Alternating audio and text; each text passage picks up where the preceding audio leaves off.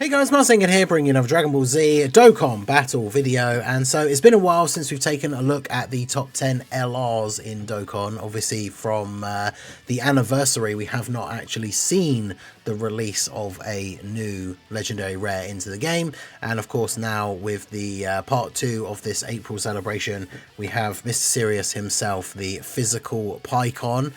He is very, very good. So, you know, I'm sure no spoilers, right? He's in the thumbnail, like, he's going to be in the top 10. But whereabouts is he going to be? The anniversary gave us some ridiculously powerful LRs. Paikuhan is very good, but how good is he going to be? Can he crack the top half of the list? Honestly, I think I said the same thing when I made the last LR list in general anyway.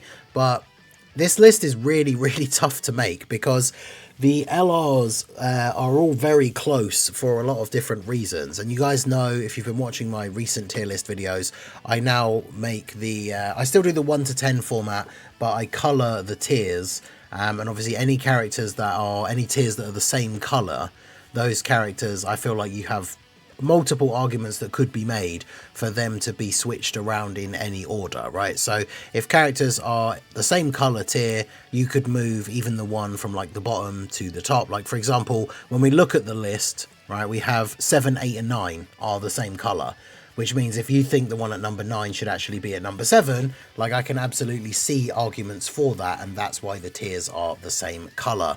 So as I always say with these tier list videos, this is all based on my opinion and my personal experience with the game. Obviously, if I have like bad RNG every time I use a unit and you have great RNG every time you use them, we're probably not going to agree where they would fall on this kind of list. But obviously, at the end of the day, everyone's experiences can be different. Let me know what you guys think. As I always say, people who give me good reasons for why they don't like the placements on the lists are always appreciated. And, you know, I've said this in the past. I replied to comments with people that give actual good arguments. And I have even re-examined and like changed my positions on some of these like tiers before based on good feedback from people in the comments, right? If you actually, it's crazy how that works, right? Like if you actually make a good argument, you might actually change somebody's mind rather than the comments that are just like lol bad list or whatever, right? So I appreciate all you guys that give the good comments. I look forward to seeing some for this video, especially what you guys think of the physical Paikuhan. So when it comes to the bottom of the list, I mean, this is why this is so hard, because I think all the units on this list are really good and are currently still very good and very usable in the meta to a certain extent, right? The ones that are at the bottom of the list are a bit trickier to use in some events, and that's kind of the main reason why I guess they are lower on the list than some of the other units. So we're starting off at number 10 with Tech Gotenks. And Tech Gotenks is in a really interesting spot, right? Because he came out towards the end of last year, right? December 2024. And when he came out, there were arguments for him being like the best unit in the game, or at bare minimum like top 3, right? And then of course we got the anniversary power creep. And this guy is uniquely situated because a lot of the new toughest fights in the game don't have a Ki Blast super attack.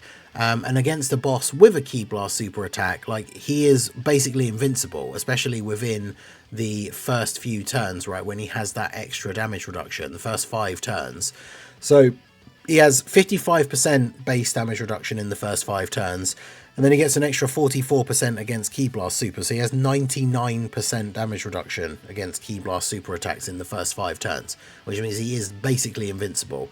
And then even after the first 5 turns, right, he still has 77% damage reduction from Ki Blasts. So post Super attack, he's still pretty much invincible, right, against most of these Ki Blast Supers. But unfortunately, like I say, a lot of the bosses now don't have Ki Blast Super attacks.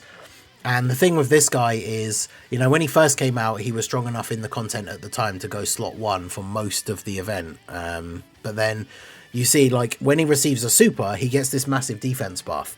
If he takes a super in slot 1 as the first attack of the turn, and this defense buff procs, then he'll tank it, and then he'll tank everything else because he's gotten this massive defense buff. If you put him in slot 1 against some of these harder bosses and they do a couple of normal attacks first, especially if it's like type advantage or even some of the tougher type neutral bosses, he actually takes some pretty big damage from those normal attacks without getting that big defense buff. So that can be an issue in some of the more difficult content that's available at the moment. And like I say, right, without many of the bosses currently having a Ki Blast super attack, he kind of loses out on that like big advantage. But he's still really good. He's still a unit that like a lot of the teams that he's on, I just will end up throwing him on the team as like the 6th option at the bare minimum. Even if he ends up just being like a floating unit, he can do solid damage. He has the active skill, and you know, if a stray slot 3 super comes his way post super attack, most of the time he is going to be tanking it. So it's kind of hard to place him on the list with some of the other characters because there are loads of different factors that go into where the units will be placed on the list. And it's not just, it's all sorts of things, right? It's not just individual performance. I've also tried to think about how they fit into the teams, how likely I am to put them on a team that they can be on. And Gotenks kind of always ends up being one of those units that, like, if I start putting a team together and then I still need to have like 1 or 2 extra units to finish out the team, and he's on that category or whatever team build it is, chances are I will put him on there. So he's still very valuable, but his role kind of from his original release has definitely changed a little bit, right? And he is not like a go-to slot 1 unit anymore, right? But still very, very good. Him being at number 10 isn't in any way to suggest that he's bad, but he's in his own unique color, because I feel like a lot of the units above him, you can make arguments for them being better than him because of how much more valuable they can be on teams, but we'll go over that here now, right? So at number 9, I actually couldn't decide between these two, so I guess you could technically say that these are 9 and 10 and Gotenks is 11, but again, I couldn't really decide how to place the final 3. But we have Physical Janemba, and then we have the Tech Great Ape Vegeta. Now, for me personally, I think I like the Janemba more, but they kind of do the same thing, right? Where depending on the team that you're going to run, you put one of these guys on the team as your slot 1 unit, right? So like the Gogeta, AGL Gogeta team build, this guy's a really good option to be a slot 1 character. And then any sort of extreme build, uncontrollable power, movie bosses, like accelerated battle with the extreme sort of lean, this guy is like a go-to unit to be on the team. And they're there to be the slot 1 tank. They don't do like insane damage, but they can still do good damage. Obviously both of them can still hit very hard attack stats. I think Janemba, I would say, probably is better overall because he has the rage mode, which I think is a slightly better team protection mechanic than this guy's giant ape thing, because they are both essentially the same thing, but Vegeta's one can only be activated when you're at 40% or less HP, which sometimes like you get to a turn where you really wish you could use like the great ape ability and it's not available, whereas Janemba's is available when HP is 66% or more starting from the 6th turn.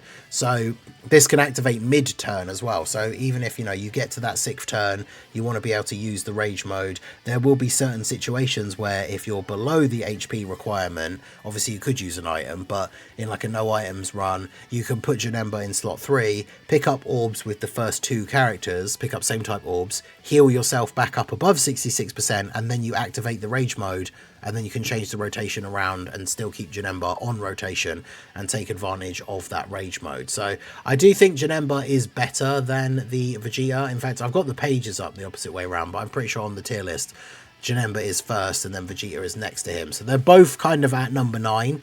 Let me know what you guys think. I think it just comes down to different teams, because this guy can be put on like the pure Saiyan teams and stuff like that to be the slot 1, whereas Janemba is for the extreme setups. But they are essentially doing the same thing, right? And this is one of those things, again, that makes it tricky to make a top 10 list, because a lot of people will say, like, oh, well, if these guys are go-to slot 1 units, then they should be higher than characters on the list who aren't slot 1 units. But the reason for that is that some of these characters that are going to be higher on the list but who aren't slot 1s is because their team already has like a go-to slot 1 unit, and you know that's not their role, right? They're on the team to do whatever else it is they're doing, right? Like insane damage or support or, you know, a whole bunch of other things all in one. So it's kind of tough. Like, if you're someone who values slot 1 and defense way higher than some other things, you might put these guys higher on the list than some of the characters who are going to be above them. But obviously they're both technically at number 9, so they're in the same color tier. You could switch these guys around however you want. And I've also now put Beast Gohan is at number 8, and that is also the same color tier, right? So if you want to make arguments for Janemba or Vegeta being better than Beast because of how well they can work in slot 1 on certain events, then I could certainly see it. This guy is still very, very good. I don't want to downplay like how good Beast Gohan can be, but in the post-anniversary meta, there's a lot of these events now where he's starting to take some big damage from super attacks, even like on the active skill turn, right? Like when he first came out, I mean, bear in mind, he's over a year old, right? So he's had a good run being in the top half of these tier lists. But, you know, on the active skill turn when he first released, he'd just be tanking everything for double digits pretty much guaranteed. Whereas now, like, he will start to take a bit of damage in some of these scenarios, even on the active skill turn. But he's still very, very good. I mean, the hardest hitting events can be really awkward for him when it comes to slot 1. But he still has a lot of value. He's got good links. He does decent damage, but that's the thing. We're starting to get some of these characters now, like on certain turns with the right links and potentially support. Like Janemba or the Giant Ape Vegeta can actually hit harder than Beast Gohan. Especially like Janemba when he's got his build up. If there's no attacks in slot 1, because Beast wants to get hit first, right, in order to get that little bit of a buff, there are turns where he will hit harder, and then depending on the typing of the boss or the type of super attack they have, Janemba would potentially tank better as well. So there are different scenarios where I could see them being in different spots, which again is why I put them at the same color on the tier list, right? So Beast Gohan is at number 8. Then we get to number 7, and this is where we have our newest addition, the LR Paikuhan. For some reason, the wiki not loading the art for him, but I guess too serious for the wiki. But yeah, I've put Paikuhan at 7. I also put him in the same color. So if you want to argue Beast or Janemba or Tech Vegeta higher because of like the slot 1 capability more so than anything else, then I could see it maybe. But I feel like overall, just on individual performance, I think this guy is better. And bear in mind, mine's only 55%. I have used the Rainbow Friend a few times in some of these runs that I've done. And Paikuhan I just think is really, really good. The only reason why I wouldn't put him any higher on the list than this is because he's not on that many teams. So it's one of those things where the teams that he is on, I feel like you would just run him, right? Because he is really, really good. Any of the teams that he's on, obviously the AGL Paikuhan is going to be on, who is his go-to link partner, especially post-transformation. And like, again, 55%, seen turns of him hitting like 40 to 50 million attack stat on his hardest hitting turn once he's transformed, which is kind of crazy. Again, I could maybe see arguments for him being higher, but a lot of it comes down to what you value, again, in these units, right? And the couple of units above, I think, just have a lot more situations where you would be running them than you would necessarily be running Paikuhan. And again, largely that is just because of the lack of teams. Like, he's on a couple of really good teams. His team is actually quite good and very fun. He's on the Glorio team, which I still think is one of the best teams in the game, although obviously on that team, depending on the build, he's not necessarily supporting as many of the characters. It depends how you build it, right? Like, you can build a Glorio team that is all other World Warriors or tournament participants, and then you have both the Glorios and this Paikuhan floating, and you're just going to be getting tons of support. And then eventually when you choose to transform Paikuhan, he can do some crazy damage. I'm going to do a video of the Paikuhan on the Glorio team, I think, in fact, today, after this tier list. So a little bit later on today, that video will be going up. So Paikuhan is really, really good. If you think he should be higher than 7, do let me know down below and let me know why. But obviously we will go over the characters that I do think are above him. So at number 6, we have the Super Saiyan 3 to Super Saiyan 4 Goku. I don't feel like we need to really say much about this guy, right? Like, he is a must run on every team that he's on, I feel like. You know, he only provides support in the Super Saiyan 3 form to power beyond Super Saiyan characters. but he has the 70% chance to dodge and guard for the first 4 turns, and then of course that leads up to him being able to transform, so you never get into a situation where this runs out and he can't transform. And of course he can also transform early if you are on low HP. It's not even that low, it's 70% or less. And then you get the giant ape turn, which of course acts as a team protection ability. Then of course we get the everyone's favorite unskippable animation with the grandpa thing. And then we go into Super Saiyan 4 Goku, and Super Saiyan 4 Goku is ridiculously good. Provides support to Power Beyond Super Saiyan or Giant 8 power, which is massive, 70% defense and 10% damage reduction, which is just crazy good. Works so well with some of these other characters, like the Great Ape Vegeta and some of the characters that are above this guy on the list as well. And then, of course, he supports everyone for 2 turns with his super attack for 44% attack and defense. He's just ridiculous. He's like I say, I feel like he's a must-run unit on every team that he's on. So he's at number 6. The only reason he's at number 6 and the next unit is at number 5, I've put them both in the same color tier, so if you want to swap them, again, I could see that. At number 5 we have Tech Broly, and Tech Broly is still, I think, this high because even with the anniversary power creep stuff, he is like a go-to slot 1 unit for all of the teams that he's on. Now, as the events go on a little bit longer, he does start to become a bit weaker, because obviously he transforms. You get the extra damage reduction for 3 turns. On his next appearance, you get to use the active skill that gives him the permanent buff. And then obviously once that runs out, when it's been 3 turns since he's transformed, he still has 50% damage reduction. He still has really high stats. He's still guarding in slot 1 and has extra defense before he attacks. But he can sometimes get caught out after that, which, I mean, I guess it's tough because you could argue that some of the other units below can be better in slot 1 later in fights, but especially when it comes to like battle hardened formidable foes where the enemies are hitting insanely hard straight away right from the beginning, this guy still works really well as a slot 1 unit. Uncontrollable power has gotten a lot of good buffs. This guy is like a go-to for that team, so I still think he is really, really good. But like I say, like, they're very different. Like, these 2 units are like must runs on the teams that they're on, I feel like. Well, I mean, Broly, it can be not necessarily every team because he's also on like Pure Saiyans and stuff, right? But even then, with the like 10th anniversary fusion teams, because he's a Pure Saiyan, he can be run on those as a slot 1.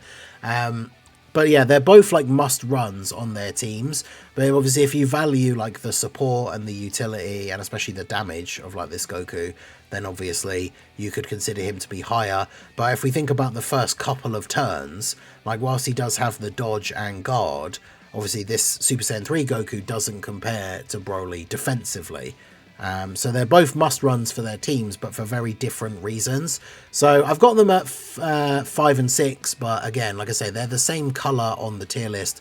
So if you want to switch them around and have Goku at 5 and Broly at 6, then I wouldn't really have any massive arguments against that. But I've put him at 5 for now, just for the value that he has for those extreme teams. Some of those builds, like Uncontrollable Power and Movie Bosses, like, there aren't a lot of other options other than Janemba, who we've already mentioned, right? There aren't a lot of other options that you're going to be running as a tank. And when it comes to LRs specifically, right? You've got some TURs that could potentially go, you know, like Int Janemba, stuff like that, the new Tech Janemba. But in terms of LRs, like, this guy is a must run on all of his teams. Same with this guy. I mean, when Daima stuff comes out with the actual Super Saiyan 4 mini Goku and then the adult one, Super Saiyan 3 adult Vegeta, who'll obviously be Power Beyond Super Saiyan, I can see this guy's stocks going up. And depending on what other extreme buffs we get, like if we get a Goma as well, and then he's like a go-to mega slot 1 tank, then I could see this guy moving up above Broly and then potentially Goma if he's an LR. But we'll see, right? So these guys are at 5 and 6 in either order you want, right? They're the same color on the list. And then we get to the top 4. I don't think we need to spend a huge amount of time on this because you can probably guess who they are, right? With the 4 LRs that we have not mentioned. At number 4, we have the Tech Gods. At number 3, we have the Super Saiyan 4s. Number 2, we have Gogeta. And number 1, we have Vegito. So I still think the 10th anniversary LRs are better than the 7th years, just because of how insane they are when you get out Gogeta and Vegito. But I've put all 4 of them in the same colour tier because obviously these guys, especially on turn 1, are super good with that 77% damage reduction and guard. Like, they are just much better defensively on turn 1 than the 10 years. Turn 3 is kind of awkward for all 4 of these units though, which is interesting, especially when you consider how good defensively some of the units below them on the list can be. Like, turn 3, these guys will have got 1 turn worth of stacks, and then they don't have the 77% damage reduction, but they do still have guard. But if they get like slot 1 super attacked, then obviously they're going to take a lot of damage. But these guys can go slot 1 on turn 1. And then, of course, both of them, when they transform, they get the 77% damage reduction for 1 turn again. So on the turn where they transform, they can go slot 1 as well. And they're both just very good. Obviously, again, they're all in the same colour tier, so if you want to differentiate between them, whichever one is your personal favourite. I personally like Super Saiyan 4 Gogeta more than the gods. The extra damage production per rainbow orb can make him super tanky, and then obviously he can counter super attacks, whereas the gods are going to be relying on dodge against some of the harder hitting attacks. But obviously, you know, they can get very high dodge chance, they can get the extra super attack. Like, it depends. Like, on a turn where there's no super, you could argue the gods are better than Gogeta, and then on a turn where there is a super, and of course that you actually get the 70% chance that he counters it, then Gogeta I think is definitely better. But they're very close, right? Whichever of these guys you think is the better one, I think is fair enough. And then again, when it comes to the top 2, Gogeta and Vegito, I know there are arguments for Gogeta being number 1, things like the crazy support that he gives with his active skill, like that turn, he just makes everybody go crazy. When it comes to the non-fusion forms, I do actually prefer, like, I prefer the Goku, right, to the Vegeta, especially early on, even though you're kind of, I guess, relying on dodge chance, but this Goku, a lot of the time, can be better than this Vegeta. There are a lot of situations where early on, like on the first turn where you exchange them and they haven't built up any defense yet, there's a lot of situations where Vegeta just won't be good enough to go in slot 1, whereas at least Goku has the chance to be able to dodge. And then when it comes to their non-fusion active skills, like if you for some reason decide not to fuse, Goku's one, having the Ghost Usher and then guaranteed dodge on the next turn, I think is better than Vegeta, even though it gives him a permanent buff, which in a longer event could obviously build up to quite a lot of extra stats.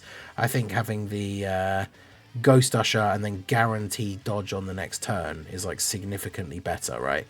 So I guess there's a couple of different things. You can put them all in a different order. Like, I know there may be some people out there that want to make arguments that the 7-year LRs are better than the 10 years. I don't really know. Personally, I think the 10 years, just with everything they bring to the table, like Vegito still has to be number 1 for me, because I feel like on the turn where you use Vegito's active skill, like, he just is the best unit in the game, right? Like, he doesn't take damage from anything. He does all these counters that just absolutely melts the boss's HP. And like, the biggest thing that I've noticed, especially, you know, as a content creator, somebody that makes videos on whenever new units come out, and I'm trying, like, jumping back into all these red zone stages, how much HP some of these bosses have now.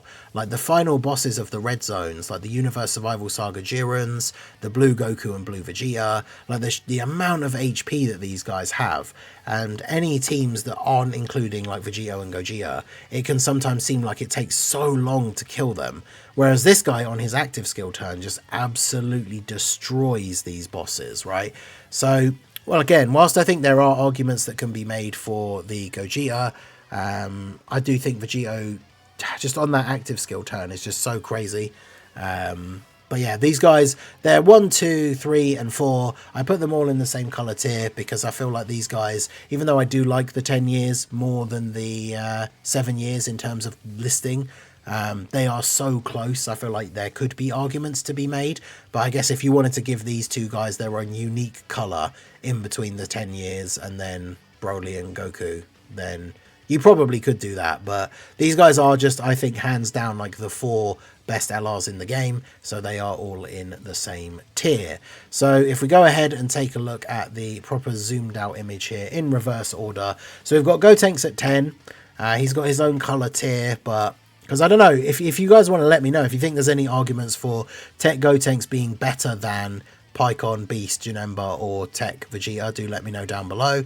But at number 9, we've got the physical Janemba or Tech Grade 8 Vegeta. Number 8, STR Beast Gohan. And number 7, the new physical Paikuhan. Those guys, like I say, all in the same colour tier. So if you think Beast, Janemba, or Tech Grade 8 Vegeta are higher than Paikuhan, do let me know down below. At number 6, we have Super Saiyan 3 to Super Saiyan 4 Goku. And at number 5, Tech Broly, both in the same colour tier. So if you think Goku should be 5 and Broly 6, I could see that. And then obviously at 4, we have the gods, 3, the Super Saiyan 4s, 2, Gogeta, and number 1, Vegito, all in the same colour because they are the 4 best LRs in the game, I think. Let me know what you guys think down below in the comment section. So that is the 1 to 10. Like I say, I tried to, as best as possible, give the explanations for the placements. Do let me know what you think and let me know your personal top 10 list down below in the comments. So that is going to be it for the video, guys. This has been the Masked Ningen. Smash that like button, subscribe to the channel if you are new, check out the links down below, and I will see you all again soon. Have a good one.